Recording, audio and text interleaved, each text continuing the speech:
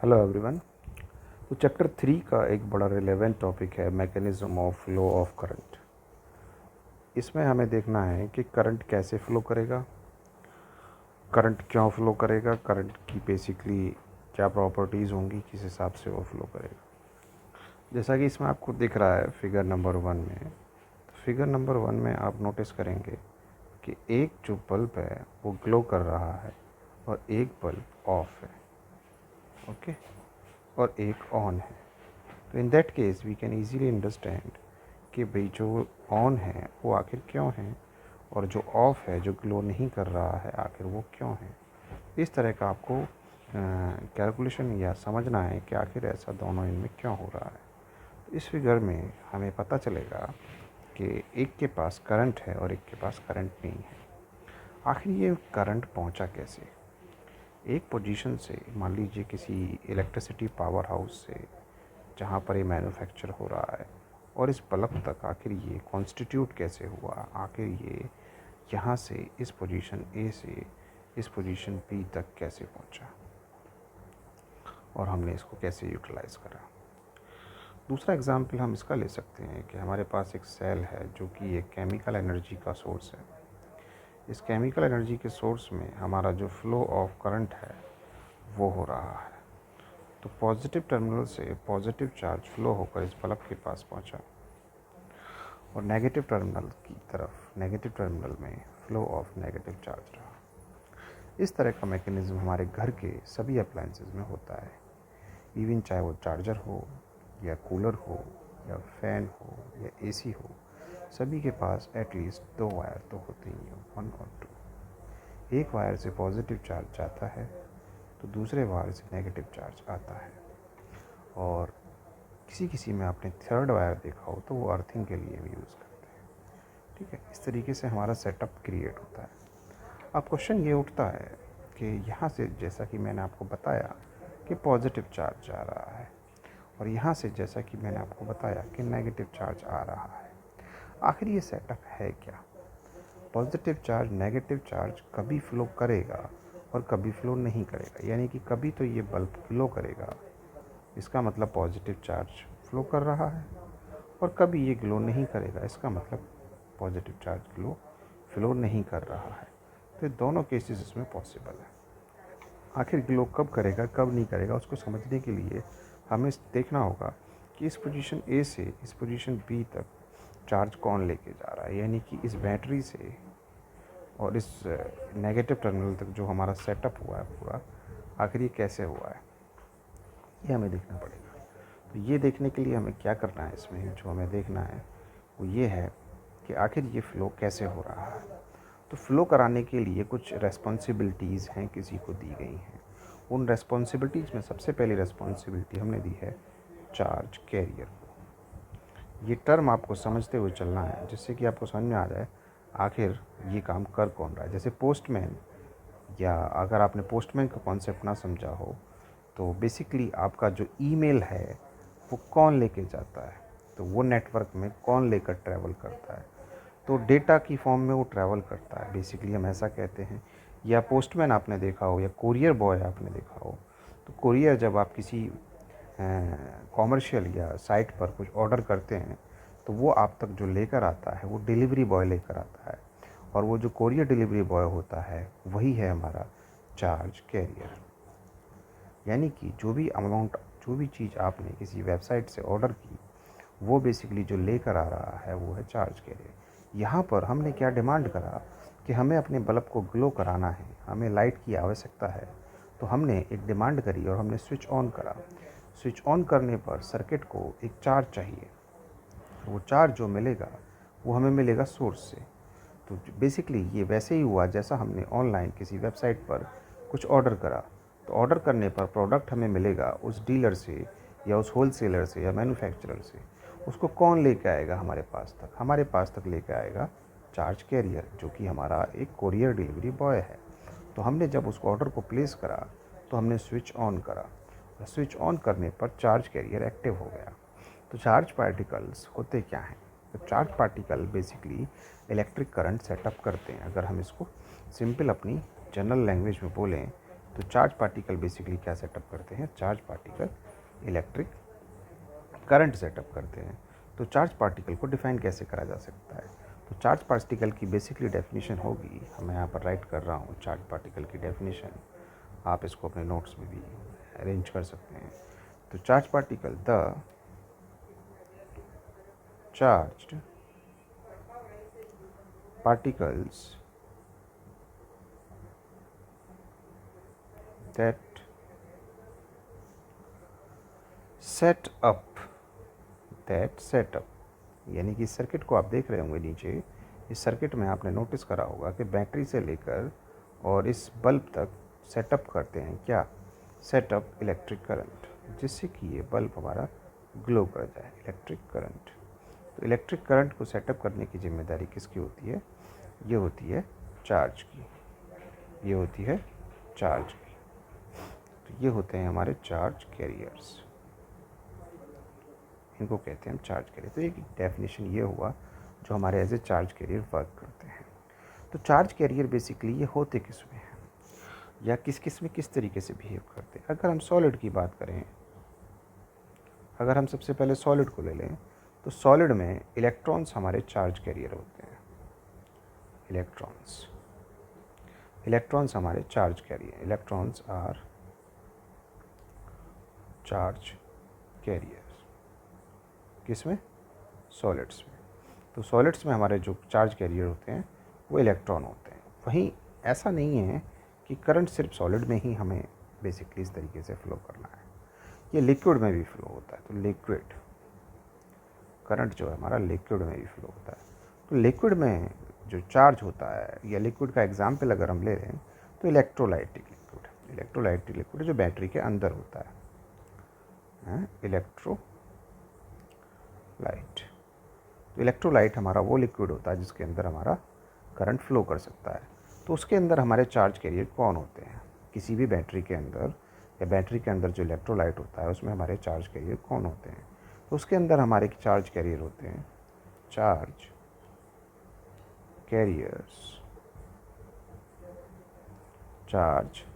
Carriers are positive and negative ions. तो किसी भी बैटरी के अंदर जिसको आप H2SO4 एसिड कहते हैं, वो पॉजिटिव नेगेटिव आयंस रखता है, और positive negative ions are the reason to flow the current inside a liquid. अब हमारा जो थर्ड बचता है वो थर्ड है हमारा गैसेस। तो इन आयोनाइज्ड गैसेस, तो गैसेस भी हमारा करंट फ्लो करने का काम करती हैं। जैसे आपने देखा हो थंडरिंग और लाइटनिंग, बारिश के सीजन में आपको बिजली चमकती हुई दिखाई देती है स्काई में, तो वो हमारा एक आयोनाइज्ड गैसेस की फॉर्म में वर्क करते हैं। तो जो इलेक्ट्रिक कंडक्शन होता है गैसेस में, वो किसकी मदद से होता है, या इलेक्ट्रिक कंडक्शन में चार्ज कैरियर कौन होते हैं। इलेक्ट्रिक कंडक्शन टेक प्लेस किसके अंदर की बात कर रहे हैं अभी, ये हम बात कर रहे हैं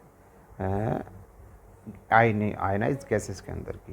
तो electric conduction take place due to electrons and positive ions. तो पॉजिटिव आयंस की वजह से हमारा ये होता है क्या, ये जो इलेक्ट्रिसिटी जो फ्लो करती है वो किसकी वजह से फ्लो करती है, वो कुल मिलाकर हमने जो सारा कुछ सीखा उसमें हमने ये चीज़ नोटिस करी कि अगर हम सॉलिड की बात करें तो सॉलिड में फ़्लो कराने के लिए जो होते हैं वो होते हैं electrons, as a charge carrier work करते हैं। दूसरा अगर हम लिक्विड का एग्जांपल लें तो लिक्विड का एग्जांपल है इलेक्ट्रोलाइट, और इलेक्ट्रोलाइट में पॉजिटिव और नेगेटिव आयंस दोनों वर्क करते हैं। थर्ड एग्जांपल अगर हम गैस का लें तो आयोनाइज गैसेस में हमारे जो बिहेव करते हैं वो इलेक्ट्रॉन और पॉजिटिव आयंस दोनों ही एज ए क्या बिहेव करते हैं, एज ए हमारे चार्ज कैरियर बिहेव करते हैं। तो हमारे पास तीनों में चार्ज कैरियर होते हैं, ठीक है, गैसेस में भी होते हैं, लिक्विड में भी होते हैं, और सॉलिड्स में भी होते हैं।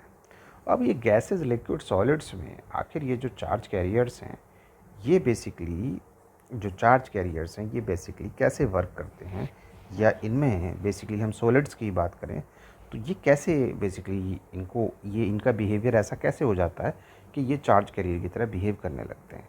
तो इस कॉन्सेप्ट को समझने के लिए आपको एक कॉन्सेप्ट समझना पड़ेगा। वो कॉन्सेप्ट है students, free electrons.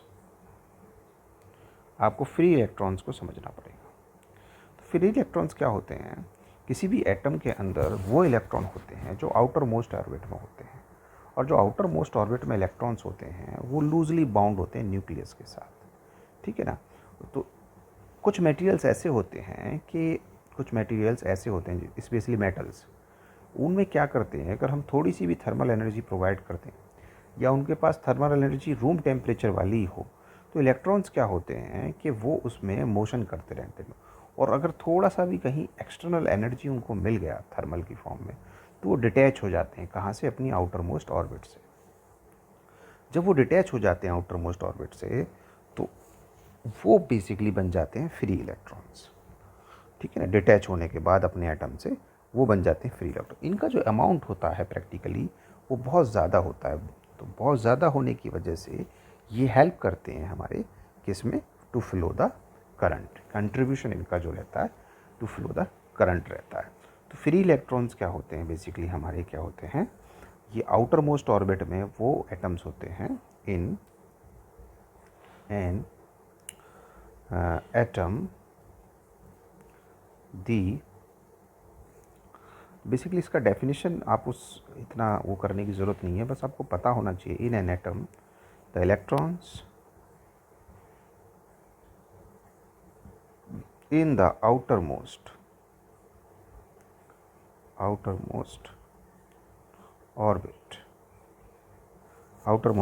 are loosely bound, ये जो हमारी जो वो होती है, जो न्यूक्लियस होती है उसके साथ loosely bound to nucleus.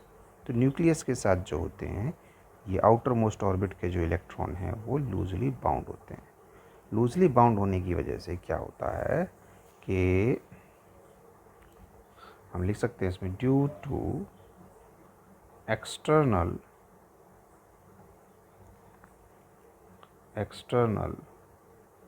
Thermal, अगर इनको कहीं से थोड़ा बहुत सपोर्ट मिल जाए तो एक्सटर्नल थर्मल एनर्जी की वजह से ये क्या करते हैं? अपना बिहेवियर बदल देते हैं।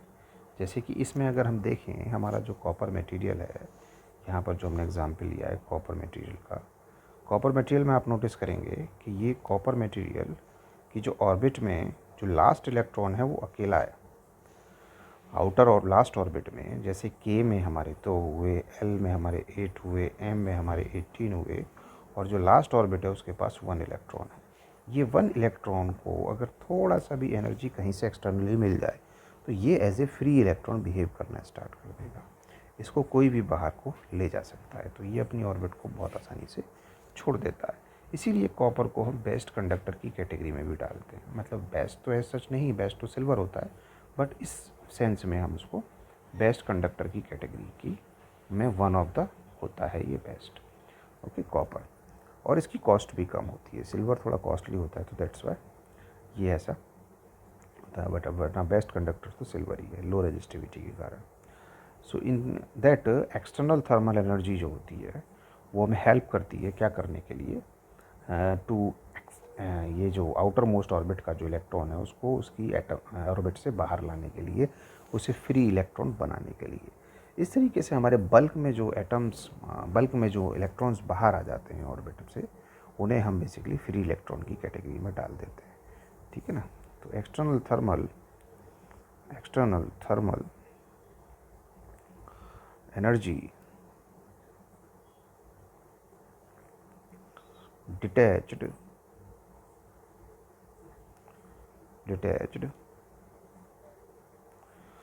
अब इस डिटैच के केस में हमें जो नोटिस करनी होगी बात वो ये होगी, इसको यहीं लाते हैं वापस से। डिटैच के केस में हमें क्या करना होगा कि हमें समझना होगा कि डिटैचमेंट वाले के बाद क्या लिखा हमने, डिटैच्ड फ्रॉम देयर एटम्स,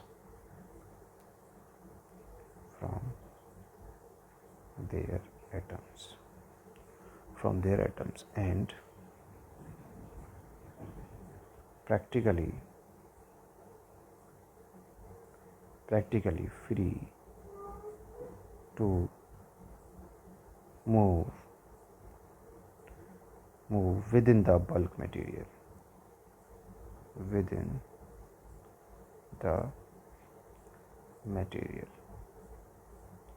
तो मटेरियल के अंदर फ्रीली मूव करने के लिए अवेलेबल होते हैं। तो सच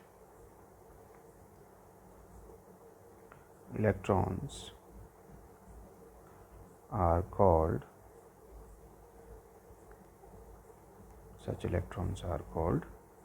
free electrons. Such electrons are called free electrons.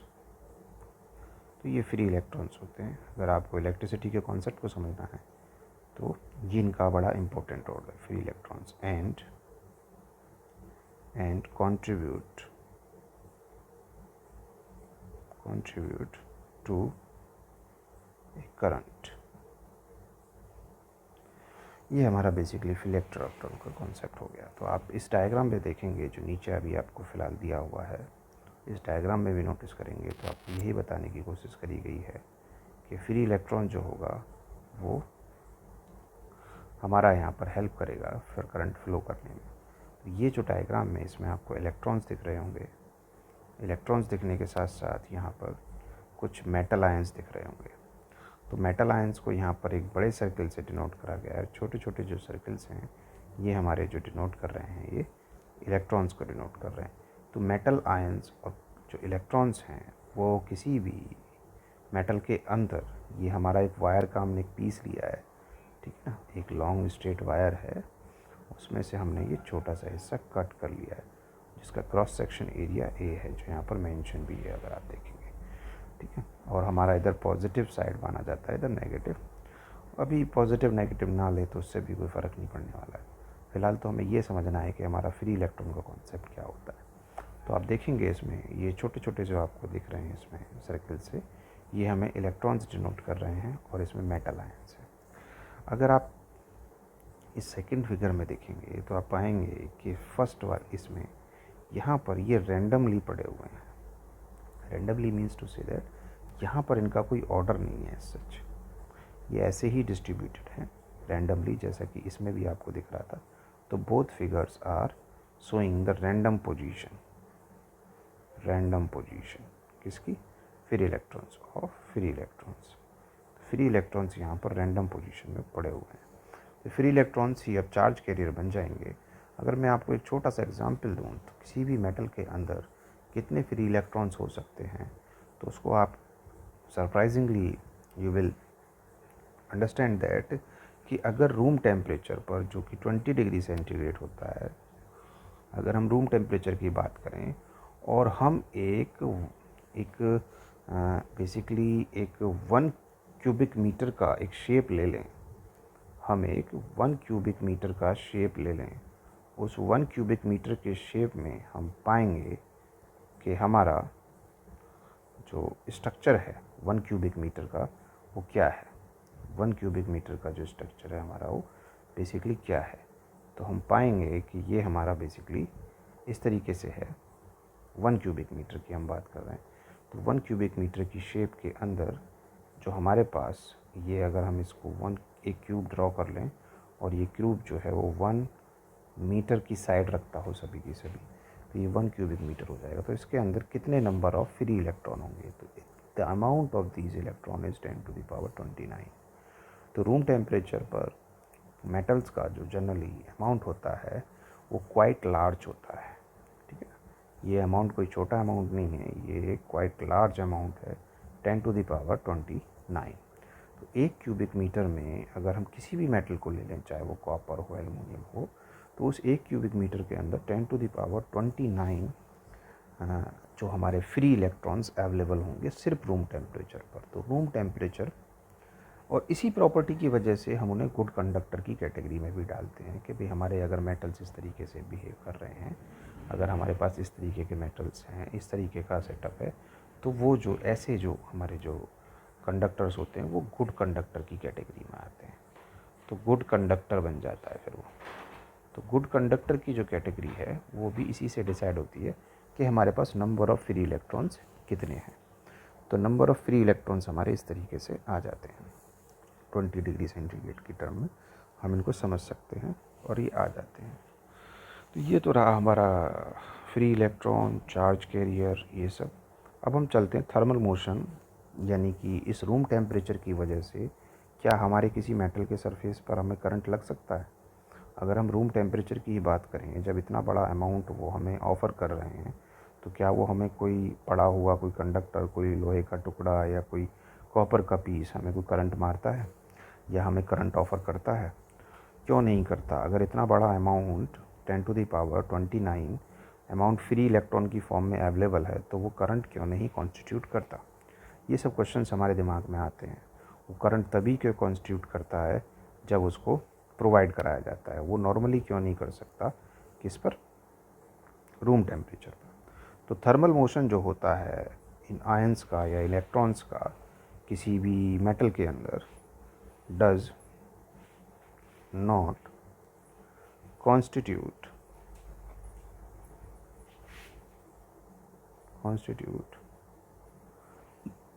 a current।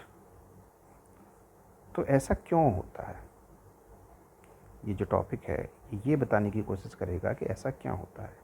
देखिए, इतनी सारी कहानी बताने के बाद आप समझे होंगे कि फ्री इलेक्ट्रॉन जो हैं वो थर्मल एनर्जी की वजह से, मान लीजिए ये एक वायर का टुकड़ा है और इसके अंदर बहुत सारे फ्री इलेक्ट्रॉन्स हैं, इसके अंदर बहुत सारे फ्री इलेक्ट्रॉन्स हैं। तो ये जो फ्री इलेक्ट्रॉन्स हैं, आपने ऊपर वाले डायग्राम में भी देखा, इस डायग्राम में इसके पास नंबर ऑफ़ कोलिजन्स यहाँ पर हो रहे हैं।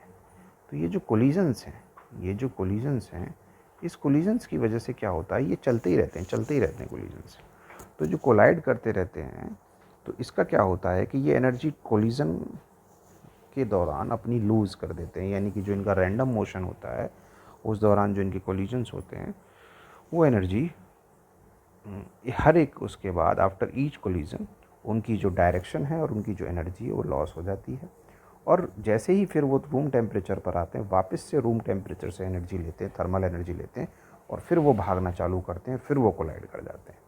तो यहाँ पर मोटे मोटे 2 पॉइंट निकल कर आते हैं जो आपको समझने हैं। वो ये है कि यहाँ पर कोलिजन होता रहता है और कोलिजन होने के बाद उनका रैंडम मोशन चलता रहता है।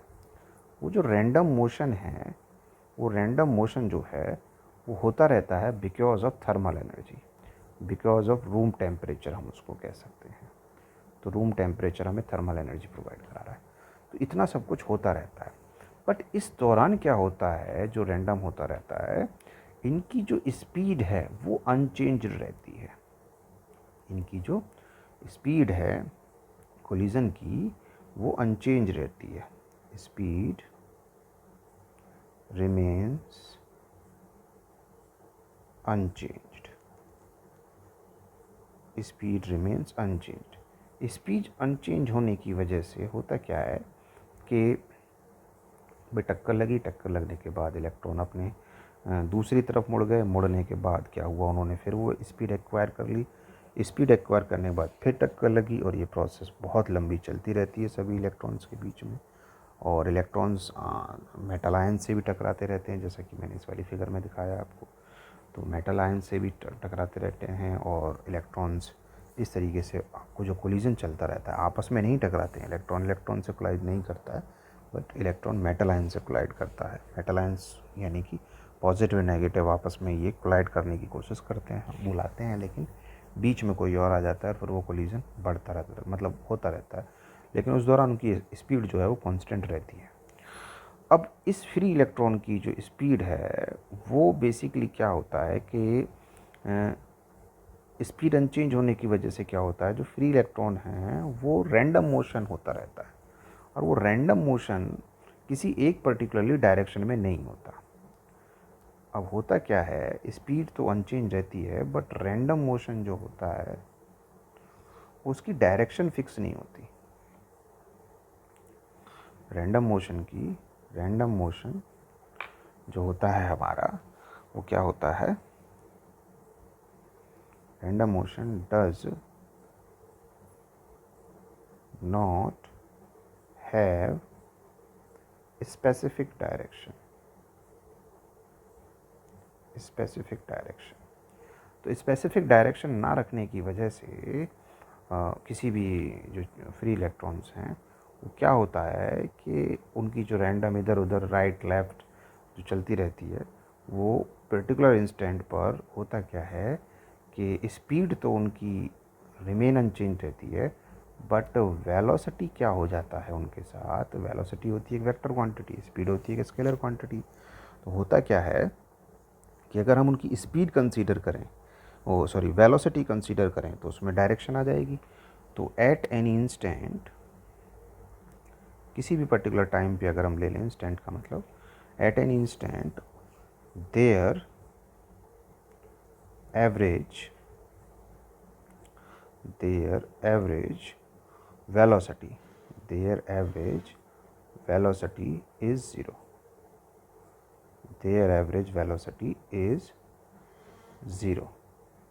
एवरेज वेलोसिटी जो होगी वो ज़ीरो होगी। u जो होगा हमारा वो ज़ीरो होगा, u एवरेज जो होगा हमारा वो ज़ीरो होगा। तो u1 vector, u2 vector, u3 vector, ये सब हमारी वेक्टर क्वांटिटीज़ हैं। और इस तरीके से हमारा जो रिज़ल्ट आएगा अप टू द un तक,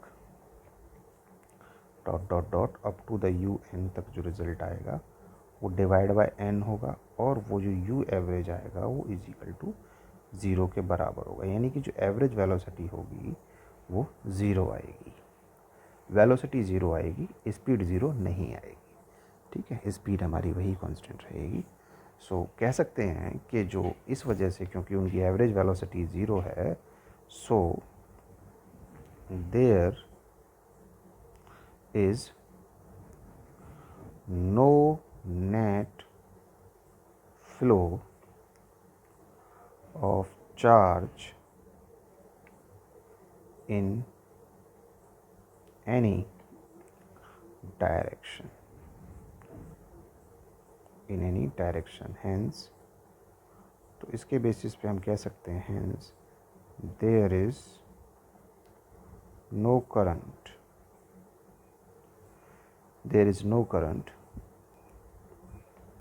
due to thermal random motion of electrons,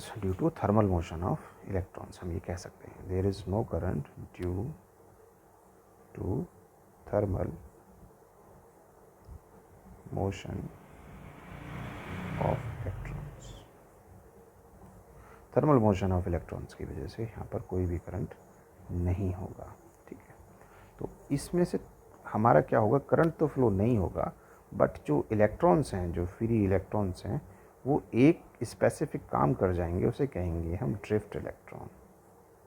उनके अंदर, उन इलेक्ट्रॉन के अंदर ड्रिफ्टिंग होनी स्टार्ट हो जाएगी, उसे कहेंगे हम ड्रिफ्ट इलेक्ट्रॉन। वो कब होगा, जब हम किसी भी रैंडम मोशन के इलेक्ट्रॉन को, ये जो फिगर है इस वाली में देखेंगे, इस वाली फिगर में देखेंगे, किसी भी रैंडम मोशन इलेक्ट्रॉन को, ये अगर हम पॉजिटिव चार्ज इधर दे दें,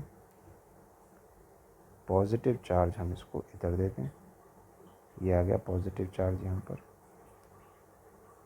और इधर हम नेगेटिव चार्ज दे दें, तो हमने क्या कर दिया कि उनको एक इलेक्ट्रिक फील्ड में सेटअप कर दिया। तो वो सारे के सारे एक प्रॉपर लाइन में खड़े हो जाएंगे अटेंशन की फॉर्म में। अब तक वो रैंडमली डिस्ट्रीब्यूटेड थे। इसमें देखिएगा एरो की डायरेक्शन रैंडम है, कभी लेफ्ट है, कभी राइट है, कभी अप एंड कभी डाउन है। लेकिन जैसे ही हमने उसको इलेक्ट्रिक फील्ड या पोटेंशियल डिफरेंस के इन्फ्लुएंस में करा, तो सारे एरो पर्टिकुलर डायरेक्शन में अलाइन हो गए। इस अलाइनमेंट की वजह से उन इलेक्ट्रॉन्स को एक डायरेक्शन मिल गई। ठीक है ना, उन इलेक्ट्रॉन्स को एक डायरेक्शन मिल गई। तो ये जो डायरेक्शन होती है, ये बेसिकली हमें क्या क्या मिलती है, वो ड्रिफ्ट ऑफ इलेक्ट्रॉन कहलाती है। बेसिकली ड्रिफ्ट ऑफ इलेक्ट्रॉन कहलाती है। तो किसी भी वायर के अक्रॉस अगर पोटेंशियल डिफरेंस सेटअप हो जाए, पॉजिटिव नेगेटिव, तो वो क्या हो जाते हैं, जो इलेक्ट्रॉन्स हैं वो आपस में टक्कर मारते हैं एक दूसरे को, कभी इधर कभी उधर, एक दूसरे को in the sense metal ions को।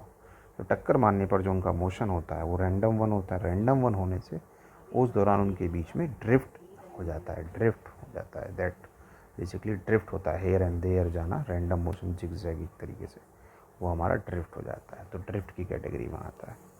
तो ये ड्रिफ्ट जो होता है इलेक्ट्रिक करंट, वो ड्रिफ्ट करंट सेटअप हो जाता है इसके अंदर, इलेक्ट्रॉन के अंदर ड्रिफ्ट करंट, मेटल के अंदर ड्रिफ्ट करंट सेटअप हो जाता है। ड्रिफ्ट करंट सेटअप होता है मेटल के अंदर, ना कि मेटल के बाहर जाने के लिए, ठीक है ना। वो ऐसा नहीं है कि हमें कोई करंट मारने वाला है, बट हाँ एक तरीके से हम कह सकते हैं कि थर्मल प्रॉपर्टीज़ की वजह से जो इलेक्ट्रॉन्स ने हेयर एंड देयर कोलिजन करा, कोलिजन करने के बाद उन्होंने अपनी एनर्जी लॉस, पहले कोलिजन हुआ, कोलिजन होने में उनकी एनर्जी लॉस हुई, लॉस होने के बाद फिर थर्मल टेम्परेचर मिला, फिर वो चार्ज हुए, फिर वो टकराए, फिर वो डिस्चार्ज हुए। तो इस तरीके से क्या है कि वो, तो ये है, ठीक है ना।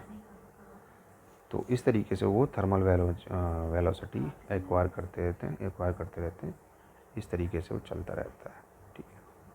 पॉजिटिव नेगेटिव आएगा, ये हमारी ड्रिफ्ट वेलोसिटी या ड्रिफ्ट ऑफ इलेक्ट्रॉन कहलाता है। Okay, so thanks for today. I am attaching the practice question, you will get it in your assignment.